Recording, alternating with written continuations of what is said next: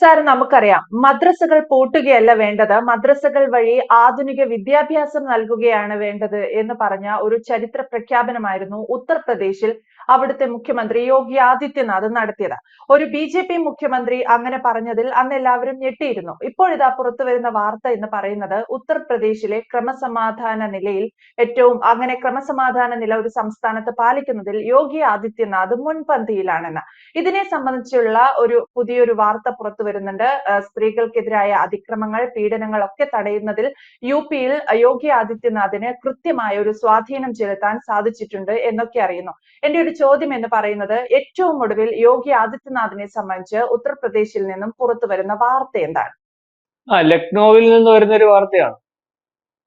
ലക്നൌവിൽ ഒരു ദീപക് വർമ്മ എന്ന് പറയുന്ന ഒരാൾ ഒരു 3 വയസ്സുള്ള കുഞ്ഞിനെ പീഡിപ്പിച്ചു കൊലപ്പെടുത്തി. കാരണം അവന്റെ ബന്ധുവാണ് ഈ കുട്ടി എന്നാ പറയുന്നത്. അപ്പം നമ്മൾ സാധാരണ കുഞ്ഞുങ്ങള് അല്ലെങ്കിൽ നമ്മുടെ കൂടെ കിടന്ന് ഉറങ്ങാറും ഒക്കെ ഉണ്ടല്ലോ. അപ്പൊ കുഞ്ഞിനെ എന്റെ കൂടെ കിടത്തി ഉറക്കിക്കൊള്ളാം എന്ന് പറഞ്ഞ് കുഞ്ഞിനെ കൂടെ കിടത്തി അവൻ വളരെ ക്രൂരമായിട്ട് പീഡിപ്പിച്ചതിന് ശേഷം ഇവൻ ഈ പറയുന്നത് പോലെ ഒളിവിൽ പോവുകയാണ് ചെയ്തത്. സാധാരണ യുപിയിലെ ഒരു അവസ്ഥ നമ്മൾ പലവട്ടം പരിശോധിക്കുമ്പോൾ സ്ത്രീകൾക്കെതിരെയും കുട്ടികൾക്കെതിരെയും ഉണ്ടാകുന്ന പീഡനത്തിനും അല്ലെങ്കിൽ മര്യാദകേടിനും യാതൊരു കോംപ്രമൈസും ഇല്ല എന്ന് പലവട്ടം വിളിച്ചു പറഞ്ഞിട്ടുണ്ട്. അത് ഒരു വീട്ടിന്റെ അകത്തായാൽ പോലും സ്വന്തം ആങ്ങള പോലും പൊതു സ്ഥലത്ത് വെച്ച് സ്വന്തം പെങ്ങളോട് പോലും മര്യാദയ്ക്ക് പെരുമാറിയില്ലേ പോലീസ് വീട്ടിൽ വരും.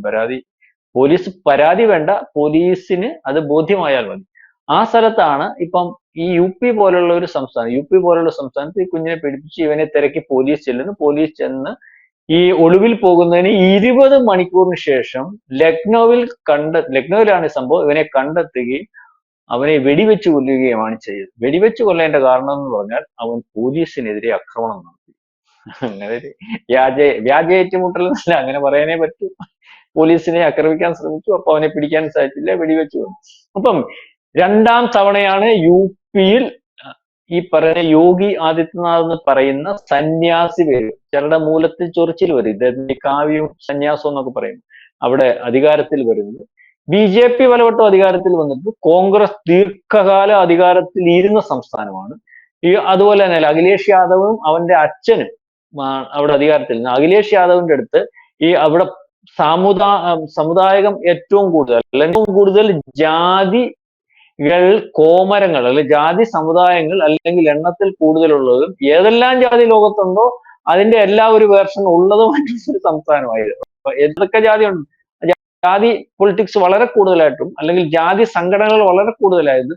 ജാതിയുടെ കെയർ ഓഫിലുള്ള രാഷ്ട്രീയ പാർട്ടികൾ വളരെ കൂടുതലായിട്ടും ഉള്ളതാണ്. അപ്പൊ ഈ യാദവന്മാരെയാണല്ലോ ഞാൻ പറഞ്ഞു വന്നത് വേറെ യാദവന്മാരുടെ അല്ലെങ്കിൽ അവരുടെയും ഈ ചില മുസ്ലിം കൂട്ടായ്മയും കൂടെ എല്ലാം വോട്ട് ബാങ്ക് കൂടുതലുള്ളതാണ് ഈ അഖിലേഷ് യാദവും അല്ലെങ്കിൽ അദ്ദേഹത്തിന്റെ അച്ഛനുമായിട്ടുള്ള അല്ലെ SP എന്ന് പറയുന്ന പാർട്ടി. അതിനകത്ത് ഒരു പ്രാവശ്യം ഇതുപോലെ ബലാത്സംഗത്തിന്റെ കാര്യം പറഞ്ഞു. സാധാരണക്കാരനായിട്ടുള്ള പട്ടികജാതിക്കാരനായിട്ടുള്ള ആൾക്കാരെ ബലാത്സംഗം ചെയ്യുന്ന ഒരു വിഷയം വന്നപ്പോൾ മുൻ കേന്ദ്രമന്ത്രിയും ഏറ്റവും വലിയ നേതാവും മുഖ്യമന്ത്രിയുമായിട്ട് ആൾ പറഞ്ഞു അത് ഞങ്ങൾക്ക് അവകാശപ്പെട്ടതാണ്. അവരെ പീഡിപ്പിക്കാനും അല്ലെങ്കിൽ അവരെ ബലാത്സംഗം ചെയ്യാനും യാദവന്മാർക്ക് അവകാശമുണ്ടെന്ന് പറഞ്ഞ മുഖ്യമന്ത്രി ഉണ്ടായിരുന്ന നാടാത്. അതായത് ഓരോ പ്രദേശവും അറിയാമല്ലോ, ഗുണ്ടകളെ സറണ്ടർ ചെയ്യിച്ച കഥയൊക്കെ അറിയാമല്ലോ.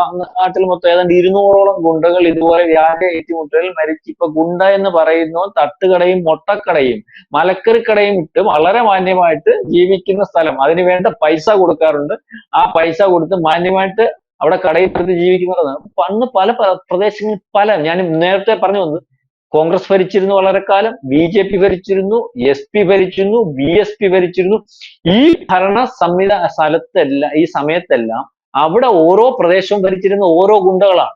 ആ പ്രദേശത്തിന്റെ കാര്യങ്ങൾ തീരുമാനിക്കുന്ന ഗുണ്ടകളാണ്. ആ പ്രദേശത്തെ സർക്കാർ സ്ഥാപനങ്ങൾ കയ്യേറി വെച്ചിരിക്കുന്ന ഈ ഗുണ്ടകളാണ്. ആ പ്രദേശത്തെ സ്ഥാപനങ്ങൾ കയ്യേറി അതിനകത്ത് കെട്ടിടങ്ങൾ പണിഞ്ഞ് കോടാനുകോടി നേട്ടങ്ങൾ ഉണ്ടാക്കിയെടുക്കുന്ന ഈ ഗുണ്ടകളാണ്. ഇതിന്റെ ഒരു വിഹിതം ഈ ഗുണ്ടകൾ അതാത് ആ ഗുണ്ടകളെ ഫേവർ ചെയ്യുന്ന പാർട്ടികൾക്ക് കൊടുക്കുന്നു. MLA-മാരെ ഗുണ്ടകൾ പറഞ്ഞില്ലേ അവന്മാരെ വെടിവെച്ചു കൊല്ലും. പോലീസ് സ്റ്റേഷനിൽ കയറി SP ഉൾപ്പെടെയുള്ള ഉദ്യോഗസ്ഥന്മാരെ വെടിവെച്ചു കൊല്ലുന്നു.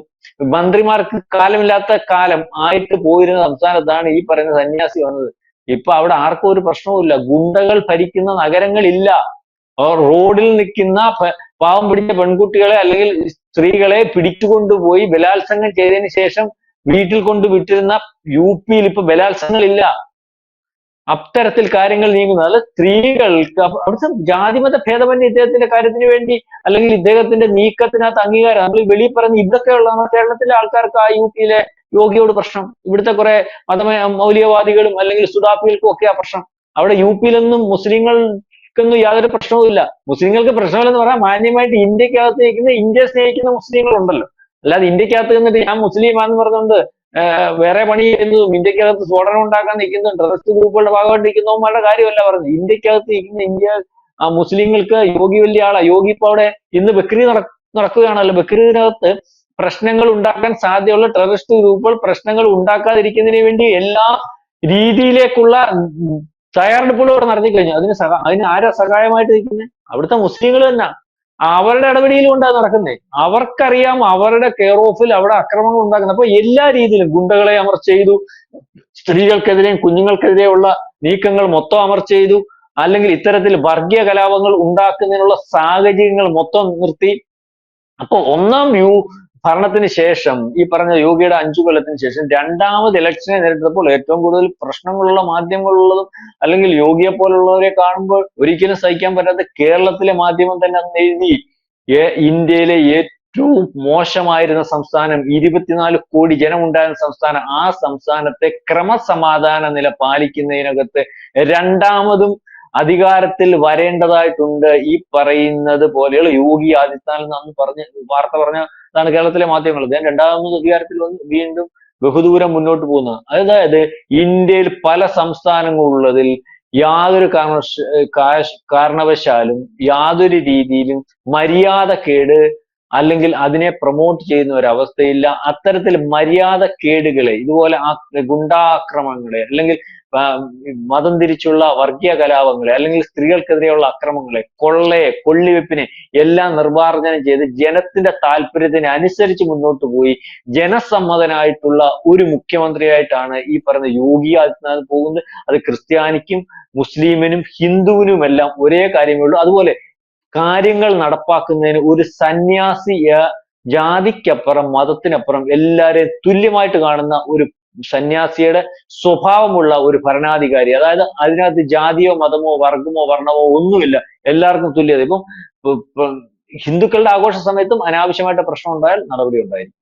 അല്ലെങ്കിൽ അമ്പലത്തിന്റെ കെയർ ഓഫിൽ ആവശ്യമില്ലാത്ത രാജ്യത്തിന് ഗുണമുണ്ടാകാത്ത രീതിയും അല്ലെങ്കിൽ മറ്റ് മതസ്ഥർക്ക് പ്രശ്നം ഉണ്ടാകുന്ന രീതിയും എന്നാൽ അവർക്കെതിരെ നടപടിയുണ്ട്. അത് മുസ്ലിമിന്റെ കാര്യത്തിലായാലും നടപടിയുണ്ട്, ക്രിസ്ത്യാനിയുടെ കാര്യത്തിലായാലും നടപടി ഉണ്ടാകും. അതിനകത്ത് ആക്ഷേപങ്ങൾക്കൊന്നും അവിടെ ഒരു യാതൊരു വിലയുമില്ല. അതുകൊണ്ട് ആദ്യത്തെ കൂട്ട് ആക്ഷേപം കേൾക്കുന്നില്ല, പരാതി കേൾക്കുന്നില്ല, അവിടെ ഒരു പ്രശ്നമില്ല. അപ്പൊ ആ രീതിയിലേക്ക് ഇപ്പൊ ഈ പറഞ്ഞതുപോലെ ഒരു 3 വയസ്സുള്ള കുഞ്ഞിന്റെ കാര്യത്തിൽ കഴിഞ്ഞ ദിവസം ഈ ഒരു വിഷയം, അതായത് ദീപക് വർമ്മ എന്നാണ് അവന്റെ പേര്,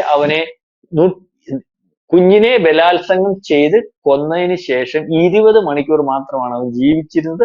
അതിന് പറയുന്നത് പോലീസിനെ ആക്രമിക്കാൻ ശ്രമിച്ചു എന്നുള്ളതാണ്. എല്ലാവർക്കും മനസ്സിലാവും, കോടതിക്കും മനസ്സിലാവും, സുപ്രീം കോടതിക്ക് മനസ്സിലാവും പോലീസിനെ ആക്രമിക്കാൻ ശ്രമിച്ചതല്ല, പോലീസ് അവനെ വെടിവെച്ച് കൊന്നതാണ്. അത് അവന് ആവശ്യമാണ്. അതുകൊണ്ട് അതിനകത്തൊരു തർക്കത്തില്ല. ആദ്യമൊക്കെ ചില തർക്കങ്ങളും പ്രശ്നങ്ങളും ഒക്കെ ഉണ്ടായിരുന്നു. ഇപ്പൊ അതിന് തർക്കത്തില്ല.